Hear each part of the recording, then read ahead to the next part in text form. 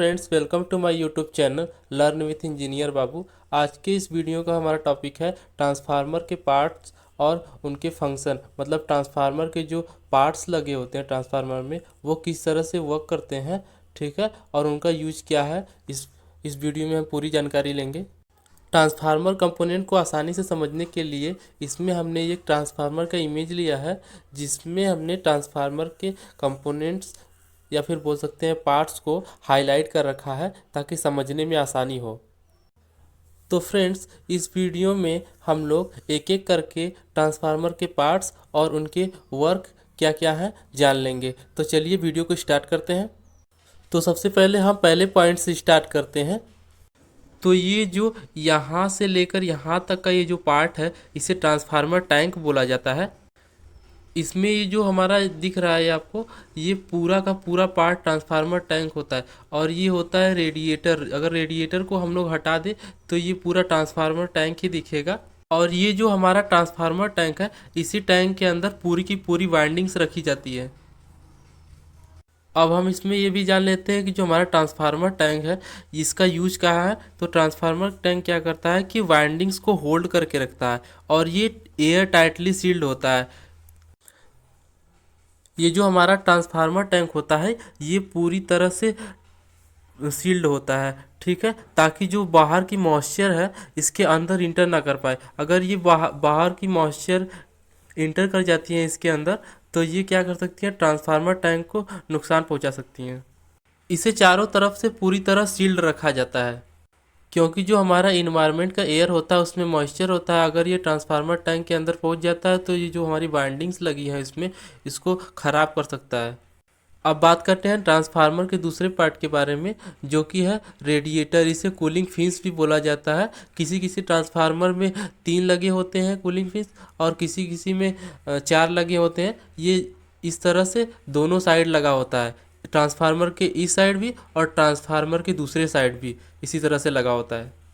ये जो हमारा रेडिएटर होता है, ये रेडिएटर ट्रांसफार्मर को ठंडा करने का काम करता है। जो हमारी ट्रांसफार्मर टैंक है, ये इसमें वाइंडिंग्स होती हैं, और वाइंडिंग्स के अंदर करंट का फ्लो हो रहा होता है। तो करंट के फ्लो होने से वहाँ पे हीट एनर्जी जनरेट होती है, ठीक है। तो जो ट्रांसफार्मर टैंक के अंदर जो ऑयल्स हैं, ट्रांसफार्मर ऑयल्स, उसकी वजह से वो भी हीट हो जाती हैं। तो जो ट्रांसफार्मर टैंक के अंदर हीट ऑयल होती हैं वो ऊपर की ओर चली जाती हैं, और जो मतलब कि हीट नहीं ऑयल होती हैं वो नीचे की तरफ आ जाती हैं। इसमें ट्रांसफार्मर टैंक और रेडिएटर के बीच में 2 पाइप लगी होती है।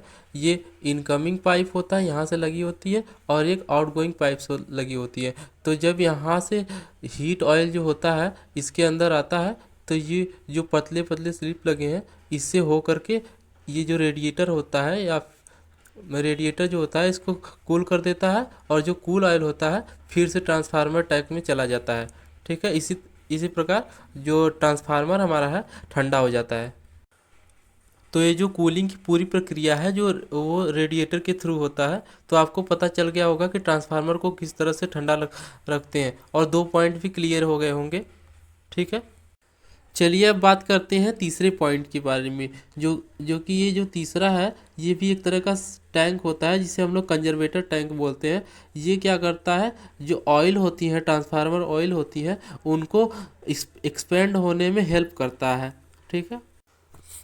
जो ये हमारा ट्रांसफार्मर टैंक्स होता है, ये तो पूरी तरह से ऑयल से भरा होता है, बट ये जो हमारा कंजर्वेटर टैंक होता है, इसको हम लोग आधे लेवल तक ही भर के रखते हैं, ताकि जो ऑयल है, जब हमारा ऑयल गर्म होता है तो वो ऊपर की ओर बढ़ता है, यानी एक्सपेंड होता है, उसी को हम लोग एक्सपेंड बोलेंगे। और जो ठंडी ऑयल होती है नीचे की तरफ होती है। तो जब ऑयल गर्म होगी तो वो उसको एक्सपेंड करने के लिए एक एक्स्ट्रा प्लेस देता है कंजर्वेटर टैंक्स।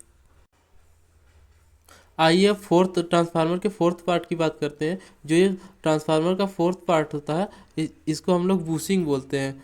जो बूसिंग होती है, 2 तरह की बूसिंग होती है, एक प्राइमरी बूसिंग और दूसरी सेकेंडरी बूसिंग। ये जो हमारी बुशिंग होती है वो ट्रांसफार्मर के अंदर बहुत ही इंपॉर्टेंट रोल प्ले करती है, क्योंकि जो हमारा ट्रांसमिशन लाइन होता है, ट्रांसमिशन लाइन की वायर्स होते हैं, अगर हम उन वायर्स को डायरेक्टली वाइंडिंग से कनेक्ट कर देंगे तो वो ट्रांसफार्मर के लिए किसी भी तरह से सेफ नहीं होती है। तो हम लोग क्या करते हैं, जो ट्रांसमिशन लाइन्स की वायर आ रही होती हैं उनको इस बुशिंग के थ्रू कनेक्ट कर देते हैं, ताकि जो ट्रांसफार्मर में हमारे करंट, ट्रांसफार्मर की बॉडी में एक्स्ट्रा करंट फ्लो ना करे। ठीक है, ट्रांसफार्मर की बॉडी में करंट फ्लो अगर करेगा तो जो हमारा जिस पोल पे ट्रांसफार्मर रखा हुआ है और उस पूरे पोल में करंट फ्लो होने लगेगा, जो कि डेंजरस होगा, जिसके थ्रू बहुत सारे प्रॉब्लम क्रिएट हो सकते हैं। इसलिए हम लोग ट्रांसफार्मर और ट्रांसमिशन लाइन के वायर्स के बीच में एक बुशिंग लगाते हैं, जो कि इन दोनों के बीच में डिफरेंस बनाए रखती है और किसी भी प्रकार के शॉर्ट सर्किट को होने से बचाने के लिए सहायक है। अब बात करते हैं पांचवें पॉइंट के बारे में।